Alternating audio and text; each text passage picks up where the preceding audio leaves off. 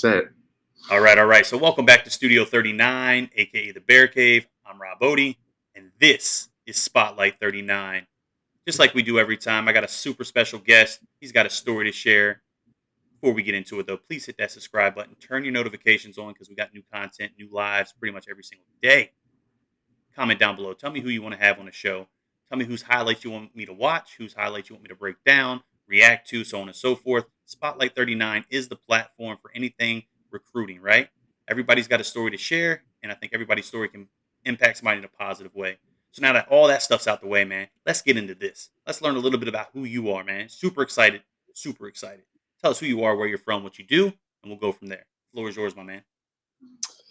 Thank you, Rob, for having me on your podcast. My name is Pat Ricard. I am currently going in my 5th season with the Baltimore Ravens as a Pro Bowler fullback. Made the Pro Bowl the last 2 seasons. Went to UMaine, graduated there in 2016. So 5 years. That makes sense, right? Yeah. So just trying to enjoy my off season, getting ready for the season. And Rob asked me to join the podcast. So here I am, ready to talk Cool. some football and whatever's going on in the world. Yeah, man. For sure. There's a lot to talk about, in pretty much every aspect of life at this point, right?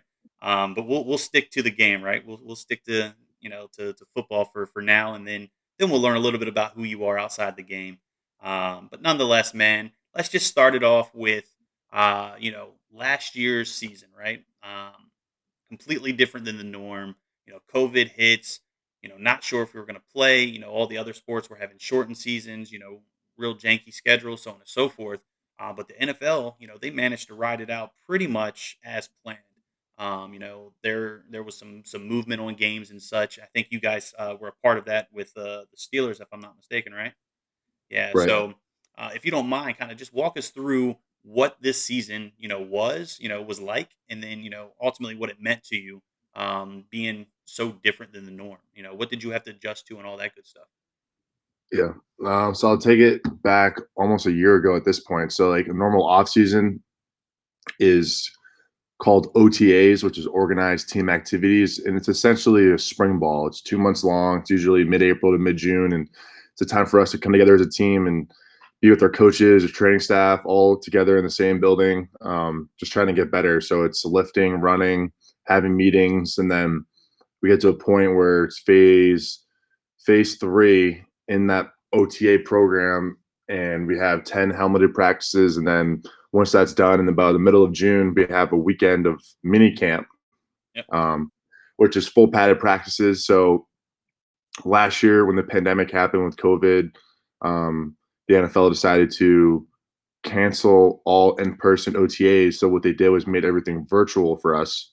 So instead of everyone being in the building together and working together for those 2 months, instead what we did was everything was on the Zoom. Everybody was home.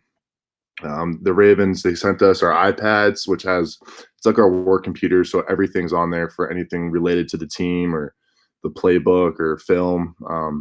So we had that. They sent us some more equipment like cones, some bags, some bands. So we were able to do workouts as a team. So they contacted each guy, asked us what our equipment was. And for me, I was pretty proactive about it. And, I said I had some gym equipment. I went and got some, weights and a bench, and I kind of made a little gym in my basement. So I had like a pretty legit gym because everything was closing down in the area. We couldn't use the facility. All the facilities across the whole NFL was closed down.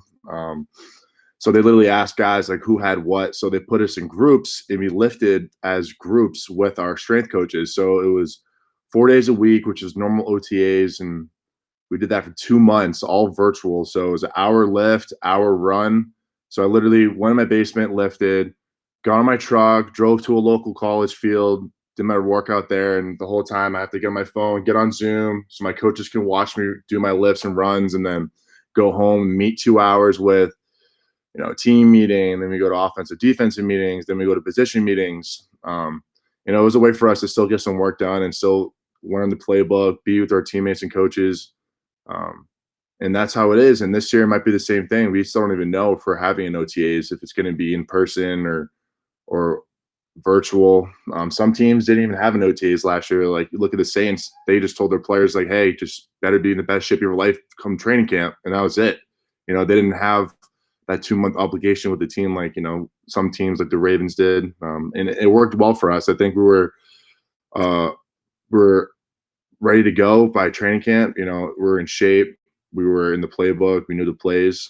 So then once training camp came along, that's when we had to start to follow all the protocols given by the NFL in order for us to have a season, to be in the building together. So the start of training camp all the way until our very last game was played in January, we had to take a COVID test every single morning. We Now, had to take one.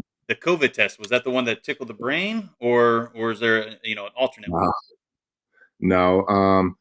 This one, so it was the way they did it was they had three drive-through lines in the parking lot in front of the facility, and me being my last name R, I got pretty lucky because there's only I think it was from like R to Z for last names. There's not too many people. The A line, people have a lot of beginning of their last names with like A, B, C's. Yeah, So those lines were long, but so I had to go on the my line, and they just go in your nostril, probably like only a little bit in, just enough to kind of go in there, get whatever they got to get from both nostrils, and they're done. It's about a minute, but we had okay, to do it every single day, even on game day.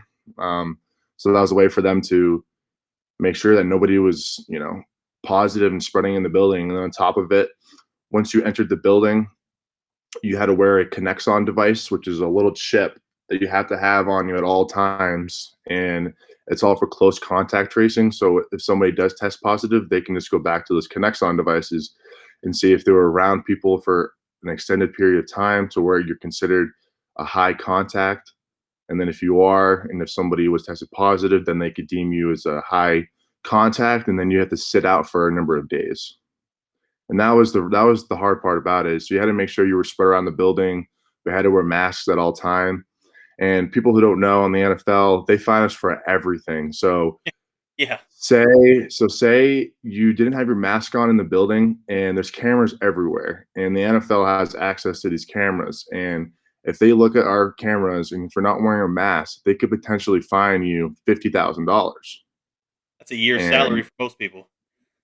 yeah, and so it was real. And then even the Connexon device, like you had to wear it to practice. And one time I forgot to wear it to practice because you're just one of those days you're just kind of rushing, or you just forget that one little chip to put on your body because you're not used to wearing those.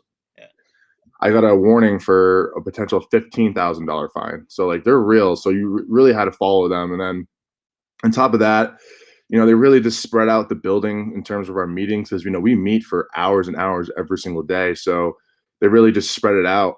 Made less people in each room, space all the chairs, and then for us as a team, we actually had an outbreak around Thanksgiving time, and I was one of the guys who tested positive, and it sounded similar to the story we're telling right now that JMU's going through. We had about 20 something players test positive, and then 20 something staff test positive. And there was a span of 10 straight days of positive tests. yeah, yeah. So, I was watching so that, regularly.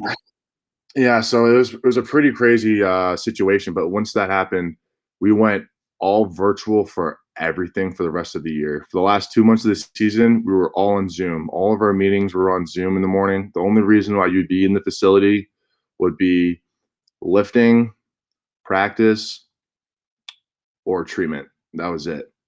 So like on our off days, they didn't even want guys in the building. Like it was a little weird towards the end of the year, but after all these protocols, everything they do, like even they had protocols for you know, out of the building. So like once we had that outbreak, I think the NFL had another protocol put out to where they classified people in the building as tiers. So like tier one, tier two, tier two, tier three. Tier one was like players and coaching personnel. So like pretty much people who are in there all the time, kind of the I don't know, they're tier one anyway. So outside the building, they made it so tier one personnel couldn't be together outside of the building. So pretty much I couldn't hang out with my teammates outside of the building, coaches, anybody. So they made it really strict. So pretty much they just wanted us to go home and just go home. And that's what a lot of people did. So, That breaks up you know, the country, a little bit, right? Especially, for new guys that yeah, this year.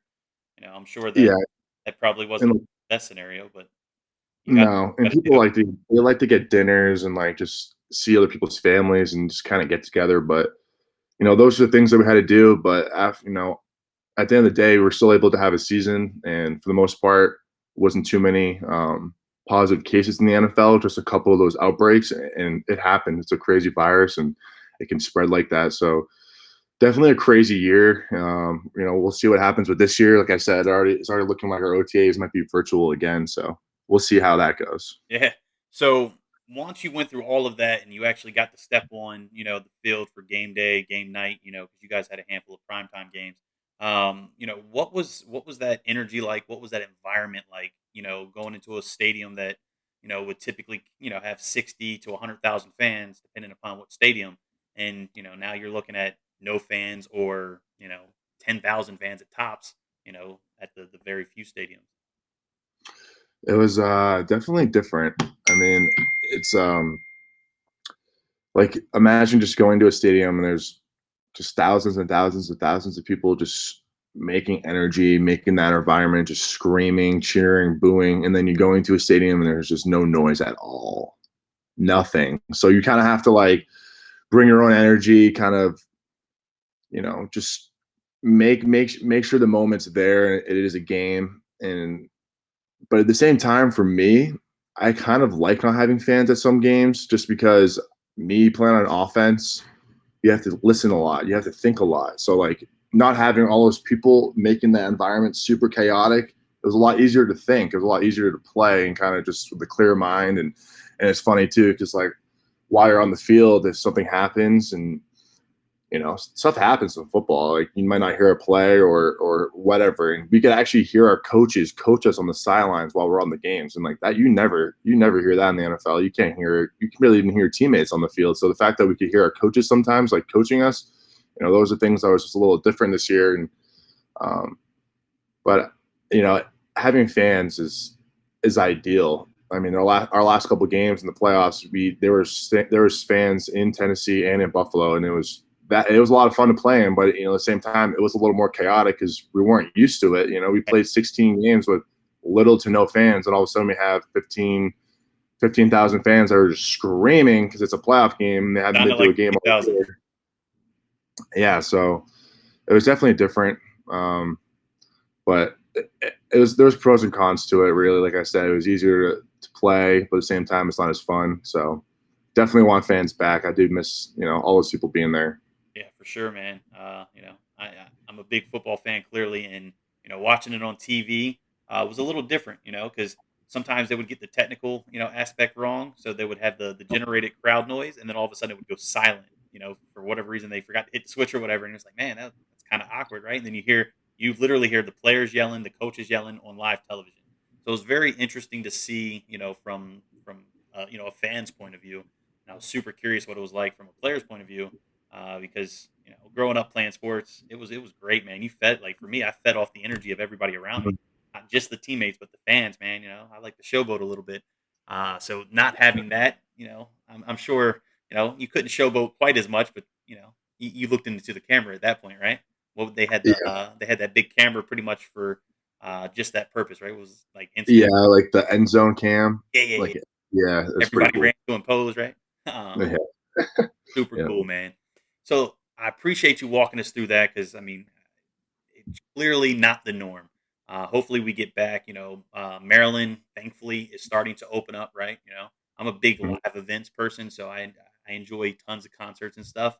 And I have been dead in the water for over a year, and it's killing me. So the fact that now that we can have some concerts, some sporting events. I think even like DC, man, the Caps and the Wizards, like they got approved for small amounts of fans. So things are starting to look up. Fingers crossed, the world moves past COVID and we get back to whatever the new normal will be. But until then, man, we just live life as always, right? Uh, right. Nonetheless, let's do this, man. Let's rewind the clock and let's take it back to high school, right? Let's figure out where all this began, for you. So when you were in high school, what was that breakthrough aha moment that you got that first DM from a coach or you got the first phone call or whatever that contact was, what did you do, that prompted that action that really kickstarted your recruiting process, and then kind of walk us through it that ultimately led you to the University of Maine. Yeah, so I'm from a small town, Spencer, Massachusetts, right outside of Worcester, Central Mass, about an hour west of Boston. So, I mean, where I'm Right from, I'm though. not kidding. There's not a lot of exposure. There's not a lot of recruiting really happening in my area. So for me personally, what really happened was I had a brother who's 2 years older than me. So when I was a sophomore, he was a senior. So he was getting looked at for college. Um, so no, that for me, that's kind of my aha moment, I suppose. Seeing his recruiting process and kind of see what it's like, what he did to get to where he was, what I should do. His senior year, my sophomore year, we were a good team. We went undefeated, won our championship, and we were both key players on that team. And I had 2 more years left, so I knew at that point I was only going to get bigger, only get stronger, only get better. Our team had a little bit of exposure from the success we've had. We had another great year. My junior year, we went undefeated, lost in our championship. So in 2 years of football, I went 25-1. So I was a part of great teams, and we were the best teams in my history of my high school. Only team to win a championship. So I kind of knew at that point just this the success we've had was very special for my town and the area to where I knew there's a reason for it. So I mean that right there was good players in the team, and to see my brother get recruited, um, I just knew that I was next, right? So it just came. It just pretty much came to me. 2 more years of working, I was able to pretty much start looking at college. And for me, I mean, I wasn't really recruited that heavily. I really wasn't for football. I only had one offer besides University of Maine. But the real recruiting process for me was my high school coach. He really wanted me to get into Ivy League schools because I had good grades in high school. It was National Honor Society, and I wasn't the kind of recruit to where I was going to get these offers from these big schools in the area like UConn, Boston College, any 1A schools. So for me, it was more okay. Maybe I can get into these Ivy League schools or Patriot League schools because I'm good enough to play there, but it's a way for me to get in and get a great education, right? So that was kind of the objective for me. It wasn't more of I need to play the best football and that's it. It was more of an education in a way to me to get into those schools. So really, um, I was getting recruited by Fordham because my head coach knew a coach that went over there. He was a defensive line coach and he recruited me really heavily, but he never gave me a scholarship. And I went there for a visit, I think my junior year. I went and saw a game and they never gave me an offer. And then shortly after that season, so going into my senior year after my junior season, that whole coaching staff got fired. The whole staff. So I never heard anything from them again. And they were the only team at that point that was possibly going to give me a scholarship. So then going into my senior year, Fordham again was like, "Hey, we still want to, see you and you come to our camp and all things like that." And at that point, my mom already booked a vacation for us to go to Aruba a year in advance. And that hit During different in it. Yeah, Oof. it's a great place. So Yeah. I wasn't gonna miss that to go to a 1 day camp for Fordham, even after I don't even know if they're really that interested in me. Good So with the new staff, right? yeah, a whole new staff and everything. So pretty much for me, I had nothing. So I had no offers. I'm about to go to my senior year. And at this point, I just have a bunch of schools coming and visit me. I had a bunch of Ivy League schools, Patriot League schools. Don Brown, who I think he's now in Arizona as a defensive coordinator. He was with UConn and then he was with Michigan for a while. And I think he's in Arizona, but he was at UConn and he was actually from my town, graduated from my high school, and he was the defensive coordinator for UConn. And he was recruiting me to go there. So pretty much, besides going to the Fordham 1 day camp, I didn't go. I went on vacation to Aruba. So they told me, hey, go to the Boston College camp. It's a 3 day camp. Go there. You'll get exposure. We'll have a coach there that will recruit you, right? So I go there.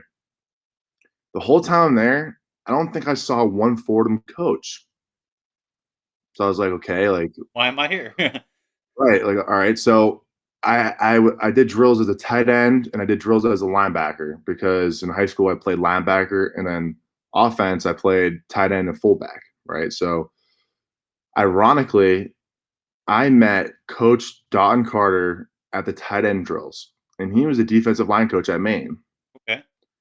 And after I did drills with him and whatever, blah, blah, blah, at the end of the day, he's like, "Hey, man, we really like the way you move and, how big you are, your size, and all these things." He's like, "Send us over your film, blah, blah, blah." And I like Googled it. I was so happy. I'm like, "Oh my gosh, like Maine's like a Division I school. Like, this is pretty crazy. Like, they actually, I had no might idea want myself. I had to to." Google it. Yeah. At this point, I knew nothing about colleges. I had no idea divisions. I had no idea what was a good school. Like I didn't know. I had no idea. Like I didn't know the CAA, none of that stuff. Right. I You was and like, me oh both. God. That's great. And then besides them, the Boston College coaches, they were looking at me as a linebacker. They kept me for drills after everybody did some more drills with their defensive coordinator, the linebackers coach. And then pretty much after that camp, I didn't really hear from any schools. Like it was just kind of like, we don't know, blah, blah, blah.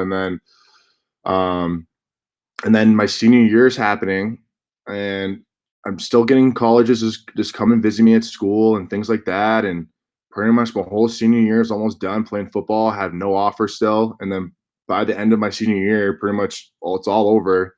Probably like early December is when I'm starting to have like actual like final visits from coaches recruiting me, and it was St. Anselm's, a Division II school in New Hampshire, and they pretty much told me like, "Hey, we want to give you a full scholarship. We know it's Division II, and we know that you probably want to go Division I, so we can be your safety net in case you don't get those offers or whatever happens." I'm like, "All right, I guess Cool. that's cool, right?" So, and then on top of that, I had Maine call me back, and they wanted to give me an offer, but they told me I wouldn't get it until I went on my visit. And then I had Don Brown come back to my school and pretty much told me that he thinks I would be a walk on at UConn. And this whole time, it's all for defensive line. I was technically not fast enough to play linebacker. I was like 6'2", 235 my senior year, and I ran like a 4.85 at the camps, and they said I wasn't fast enough, or so they all wanted me to convert to a defensive lineman, even though I never played defensive line ever in my life. So that was kind of the big reason why I wasn't getting recruited. Maybe I wasn't a stud linebacker that they wanted me, but no one really had film as me as a defensive lineman. So people were like, "We don't know. Maybe we give him a flyer, let him walk on here." So ultimately, I went on my visits. I actually had only 3 visits. I visited Holy Cross because Holy Cross is a Patriot League school in Worcester. So it's like 20 minutes from my house here in Massachusetts. And it was a pretty good visit. Ultimately, I didn't get into the school. My SATs weren't good enough. Okay.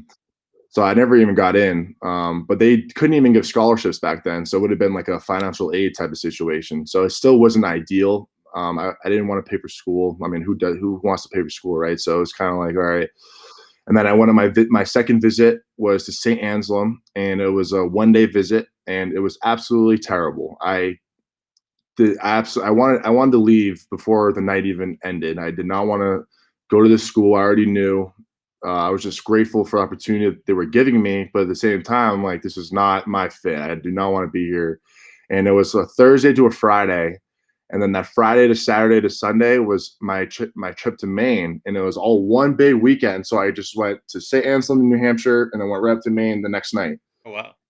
And I loved my visit at Maine. It was, I mean, just going to Holy Cross, going to St. Anselm, going, some different other schools, talking to different coaches, and then going to Maine and just being there. It just felt like a big family out there. I mean, you're at a place where it's a destination. You don't drive through Orono, Maine, and No. the people there are just like, you know, they're all there for the same reason, and everyone there has to be close because um, there's nothing else that's quite up there to where people are not going to be close with each other. I mean, you have to be when you're living up there, and just the campus was so beautiful. I mean, it just felt like a legit Division I program, and they had some successful players going to the NFL.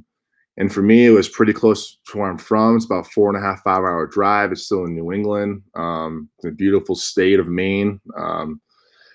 And ultimately, they gave me a full tuition scholarship, and that was the main reason why I took it. And then 2 years later, I eventually got my full scholarship. But um, long story short, that is how I got to Maine. That's It was interesting. my only Division One scholarship, but then the day it felt like it was still a right fit for me, and the rest is history at that point. But um, definitely grateful and happy that I took that scholarship. Yeah, man. So, anytime I can plug my man Darius into a conversation, I'm going to do so. So, you said a lot of things almost verbatim that he said. So, long story short, he was pretty recruited coming out of high school, right? Sophomore year, he had a huge year, and then ultimately, had a handful of schools starting to look at him, right? Starting to get flyers and those types of starting processes, and Right. then from there going into his junior year, of course, he was hitting some camps. So he went to a rivals camp at UVA, and unfortunately, he tore his ACL. Ooh. Yeah. Yeah. So doing that, it obviously made things a whole heck of a lot more difficult, right? Hmm. So going through that process, he wasn't even sure if he was going to come back and play football, so on and so forth. But then he rehabbed, got his mind right, stayed focused. Went to another rivals camp the following off season in Charlotte, North Carolina, right? Ran a 4.36. When he ran the 4.36, the light bulb went off, right? School started coming back. And then, so we took many trips down to Blacksburg. Coach Foster, old school bud, one of the greatest. Spent a lot of time talking to him. He came down to small Orange County, Virginia, which is very similar to Orno. Very rural, tight knit little neighborhood Yeah. type community, and Hmm. spent a lot of time to the point where JMU was knocking on the door pretty heavy, and Tech was knocking on the door pretty heavy. Both were, his two ideal schools. And ideally, you want to go to D1 Power Five, right? So Right. he was waiting out for the full ride, and unfortunately, due to academics, he couldn't quite get that full ride. So he got a PWO, and then JMU, much like your second visit, we went to a couple of visits. They felt genuine, and then we went to his final visit there. And during lunch, we're having conversation with one of the DB coaches, and it just felt like a used car salesman pitch, right? And it just didn't feel natural. And he was saying, "Oh well, we don't have scholarship money right now," and it just didn't feel genuine. However, I'm overhearing to the table beside us, another young man is literally being offered a full ride scholarship right across the table from us. So at that point, we broke for lunch, and me and Darius went out in the hallway, and he was like, "Look, man," he said, "I'm ready to go. He said, I don't even want to be here no more." He said, I'm not going to do this," and I'm like, "Well, let's ride it out. Let's sit through it." Hmm. So then it got to the Q&A for the parents with the head coach. At that time, Coach Houston was there, right? And Yeah. he's with ECU now. And I have to be me, right? All the parents weren't saying anything. They weren't volunteering any questions. I was like, "Man, I got a question." I was like, "Why JMU?" And I'm not talking why JMU for football or athletics, or championships. I want to know why JMU personally. He could go anywhere else, but why JMU? And he kind of paused, and I don't think he was expecting that type of question. And then his response was, you know, "We win championships here." And it's like, wow, that's not necessarily where we're at. But no disrespect to Coach Houston. I think I just kind of put him on the spot at the moment in the conversation. But since then, man, the program has been first class through and through. UMaine Coach Burkett, hit him up and offered him, his official visit. He had never been on an airplane. He's never really left Virginia, man. Like he bypassed, my wedding cruise. We got married, in the Bahamas, and he bypassed that to go play one high school playoff football game. He was that dedicated, and unfortunately, they got blown out. So he would have much rather have been on the cruise, but I mean, he was that Yeah. dedicated to the game, man. So nonetheless, I tell him, look, you've never been on a plane, get on a plane. go to Maine, see what they have to say, think of it as a job interview, right? Just be open minded. And at the end of the day, Right. that's not for you, and you come back and you want to walk on and be a Virginia Tech Hokie, then by all means, man, that's 3 hours down the road. I'm all for it. Maine's 13 and a half. And he gets out there, Mhm. hit me up, and he's like, "Man, it feels like home." He said, "The brotherhood, the chemistry, it just feels real. It feels like home." And I'm like, "Okay, where's this going?" And then he came home, and sure enough, he tells me, "I'm committing to the University of Maine." And clearly, I was a little shocked, right? But Yeah. I said, "Look, man, it's ultimately your decision." I had to Google, Maine because I didn't know they were A, they had a football program, but B, that they were a D1 program, right? So Mhm. I did the Google research, and then I started giving him some crap, and was like, "Man, you better go moose hunting or learn how to ice fish, man, because it's gonna be cold down there." So Yeah. we joked about that quite a bit. Nonetheless, he gets out there,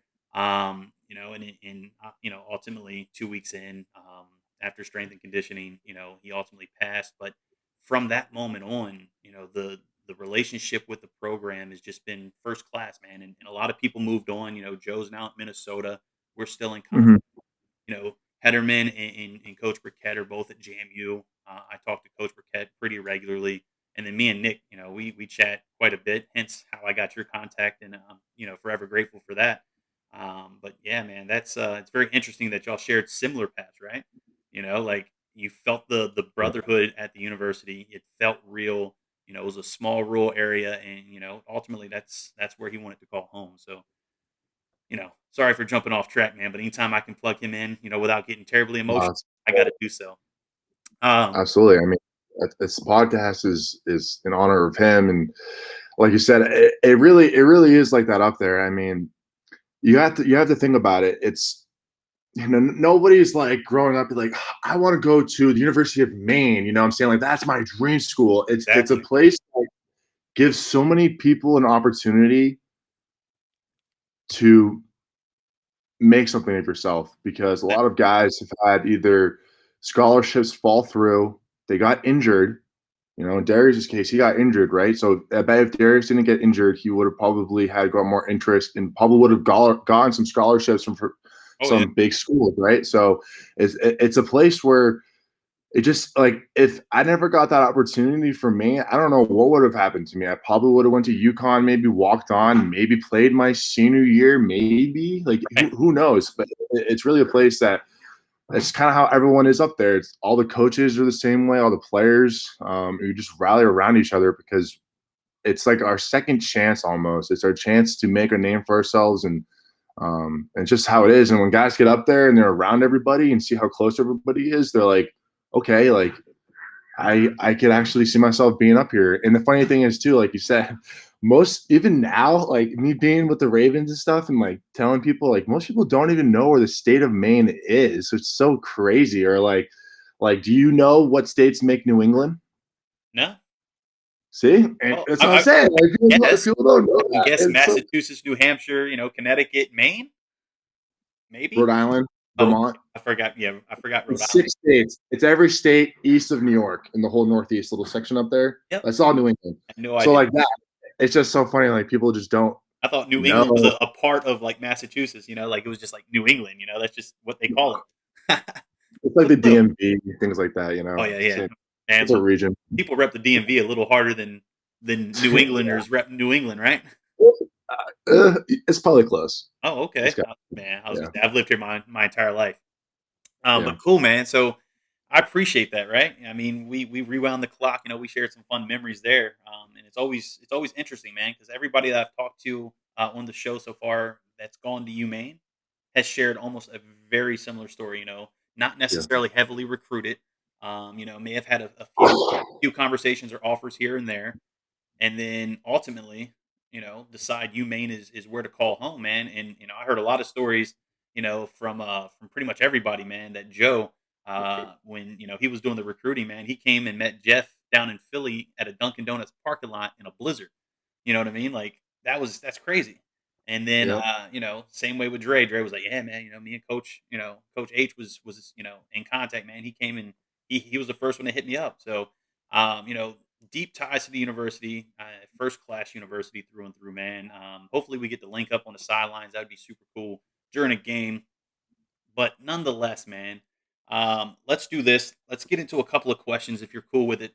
From some of the fans that posted online, man. Let me see if I can pull my phone over here.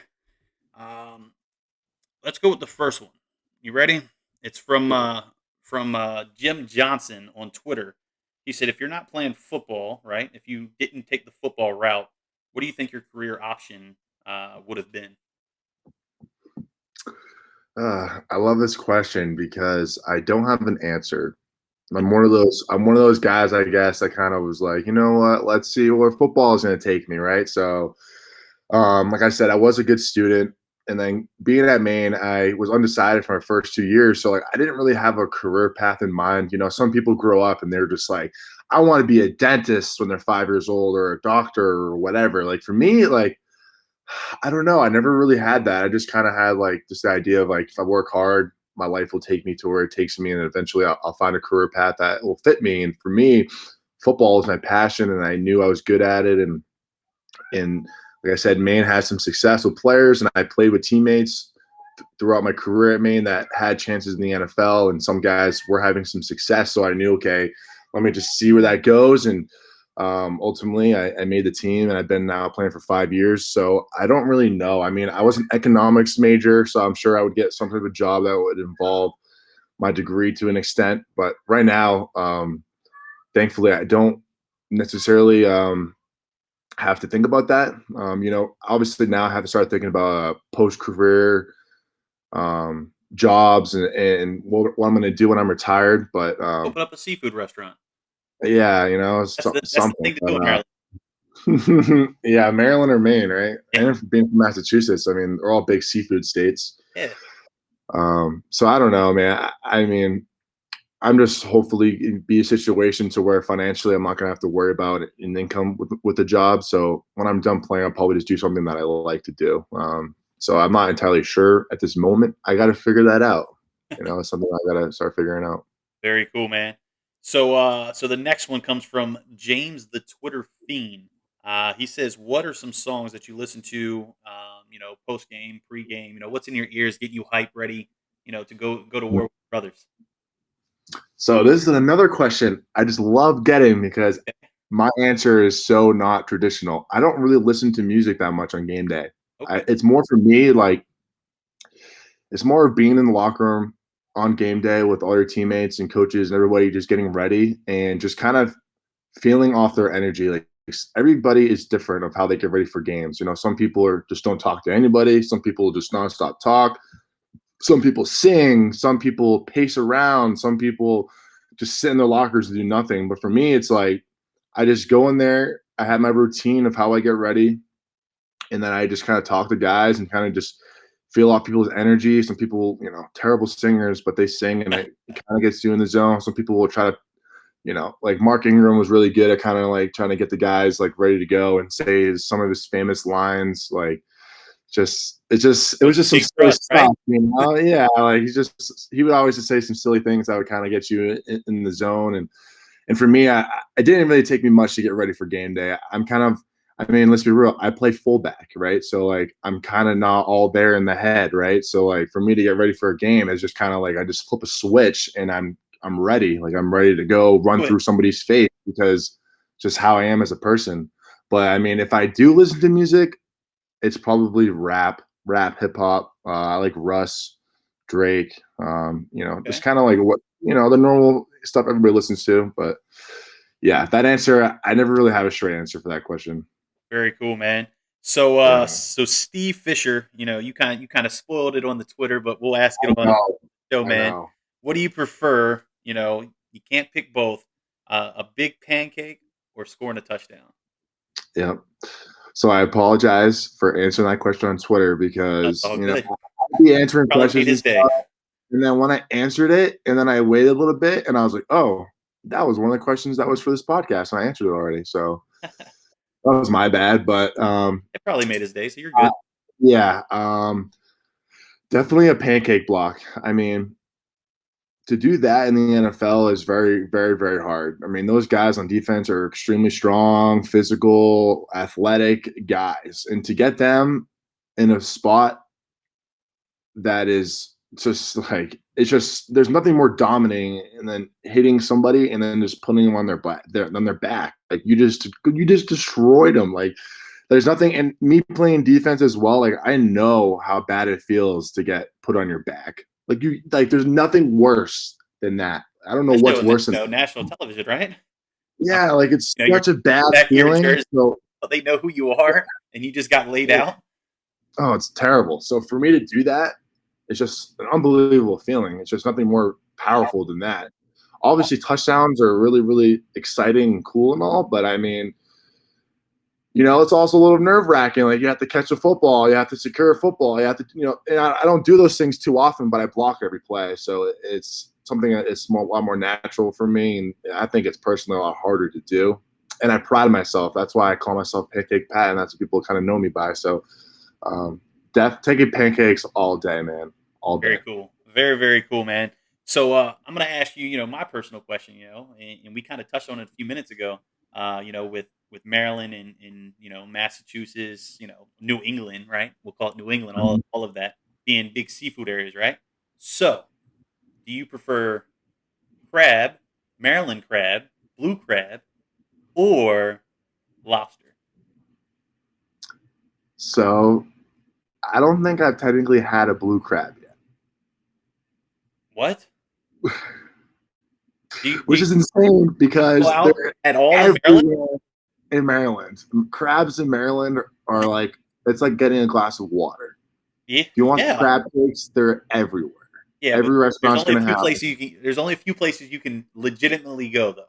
I mean, that's I was another born and big thing. raised, on the Eastern Shore of Maryland, so I was at in Ocean City pretty often. So I grew Mhm. up on blue crabs, man, and then I moved Yeah. to my wife's family. They eat snow crabs, which are good, but they're no blue crabs, man. So you got to get into the So blue crab, man.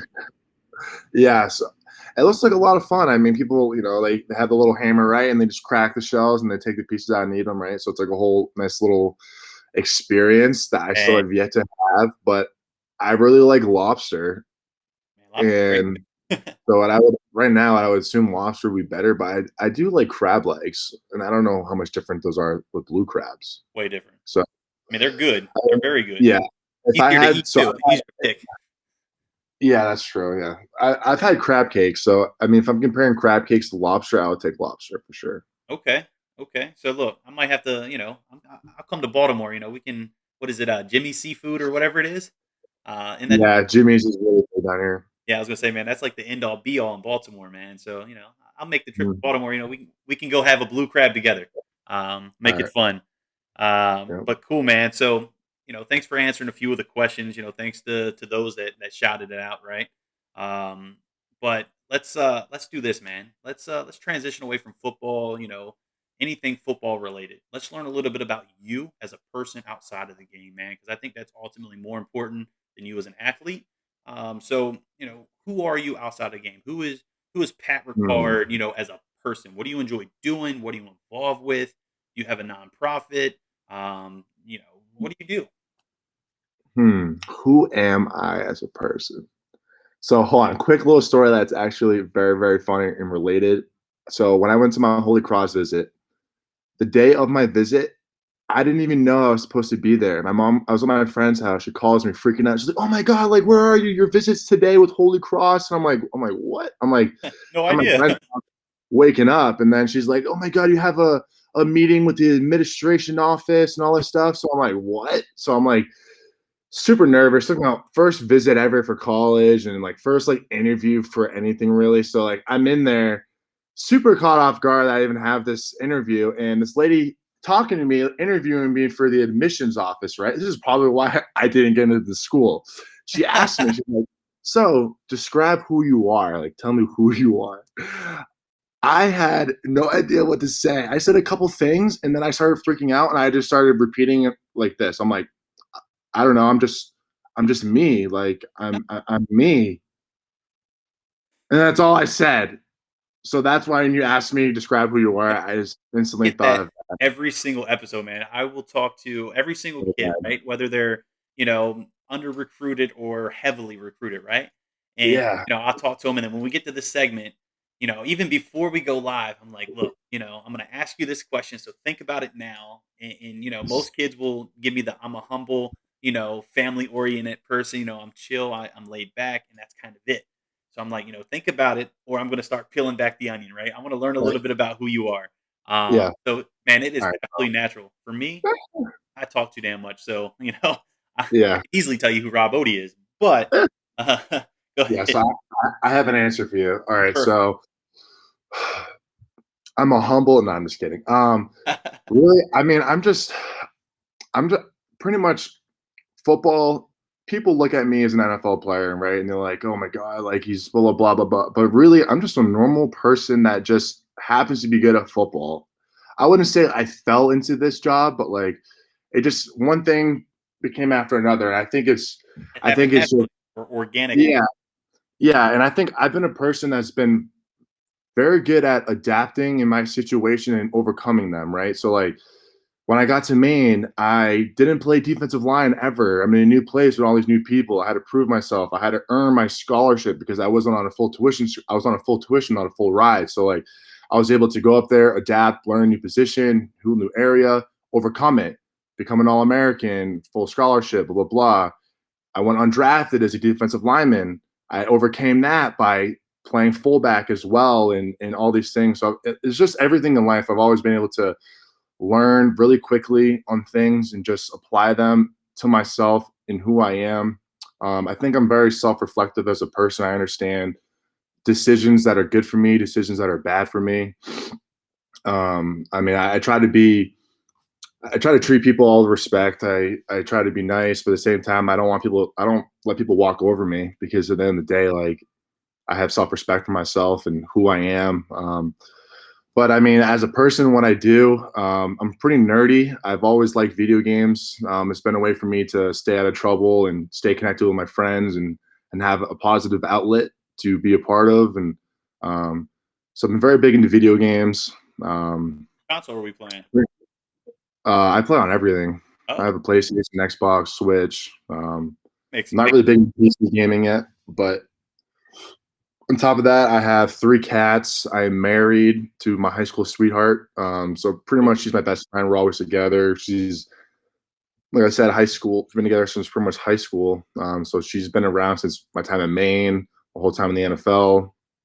Um, I'm pretty quiet as well. Like I'm not the type of person that's gonna be obnoxious or whatever. But at the same time, I like to have fun. Um, Trying to think. Besides that, obviously, I like to work out. I think if I didn't play football, I would still be pretty big into lifting.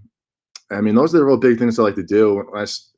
Like I've been more of a home bike type of guy. I don't like to party that much or drink things like that. I'm more of like an occasional drinker.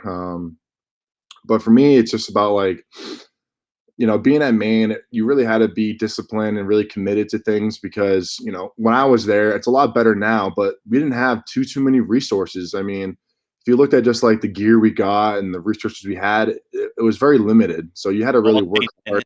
thinning. Yeah, like now it's better. I mean, you're about to see the You money see that that they just facility? got.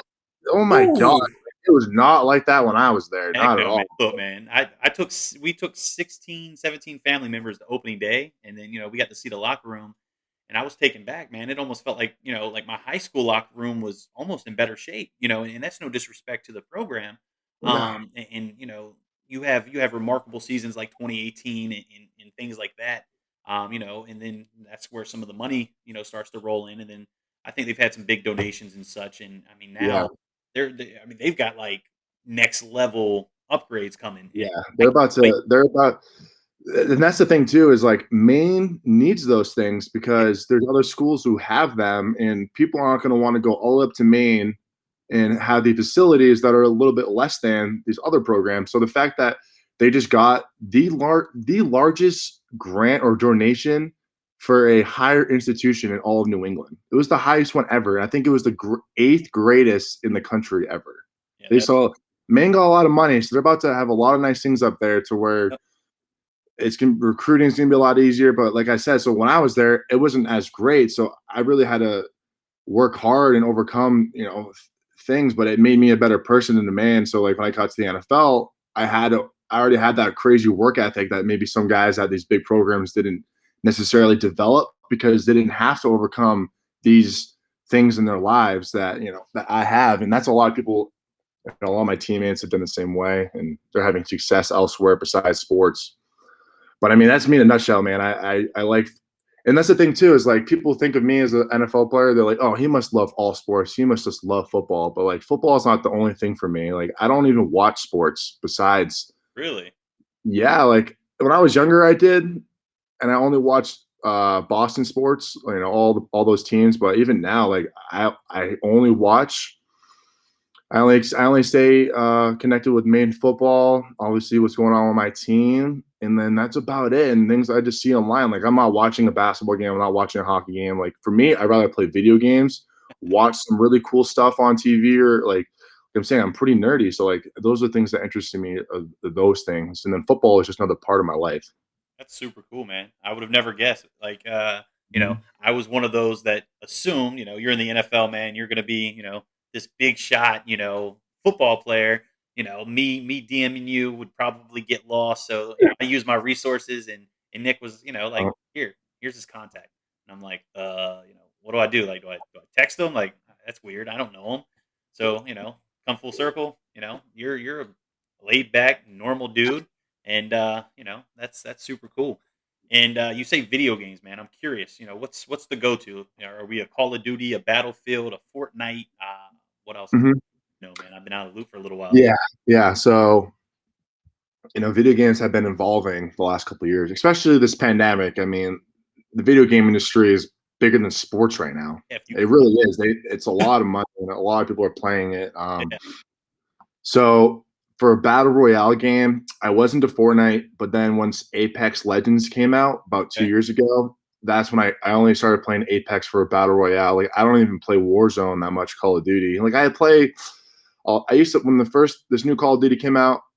I usually play them for like a month or two and then I stop because I mean they come out every year with the new Call of Duty, so like I don't get too invested in those games. I play the games that I've always been playing, which is like Apex, Brawlhalla, and all these games are free. Like Brawlhalla is like Super Smash Bros, but That's it's cool. not Super Smash. It's essentially the same type of game.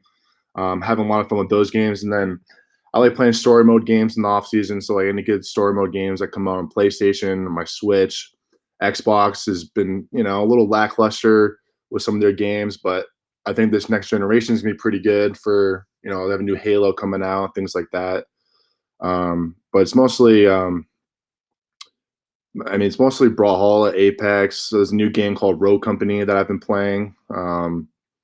Fall Guys is pretty fun on PlayStation, and that's really about it. It's mostly like quick games because like during the season and stuff, like I only have an hour or two a night to play, if that, because I get home around 5, 6, and I have to study, get ready for bed, and can't really be playing too Do it again.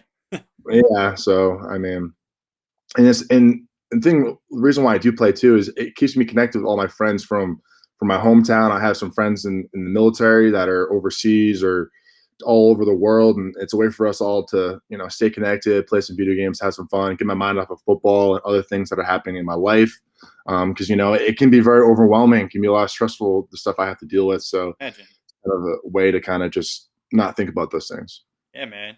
Super cool. So look, I super appreciate you taking the time out of your day to do this.